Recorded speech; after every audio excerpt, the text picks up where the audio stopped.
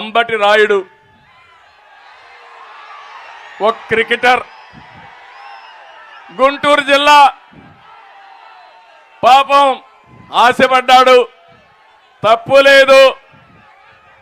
జగన్ మాయగాడున్నాడు, మాయ చేశాడు, నీ గుంటూరు పార్లమెంట్ ఇచ్చేస్తా అన్నాడు, పోయి పని చేసుకోమన్నాడు. ఏం తమ్ముళ్ళు అంతవరకు బాగానే ఉందా?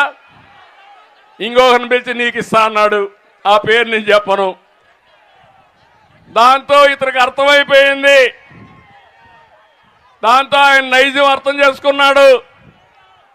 వచ్చే ఎన్నికల్లో వైసీపీ క్లీన్ బౌల్డ్ అని అనుకొని అక్కడి నుంచి ఫీల్డ్ లేక్ ఎంటర్ కాక మునిపే పారిపోయాడు. అవునా కాదా?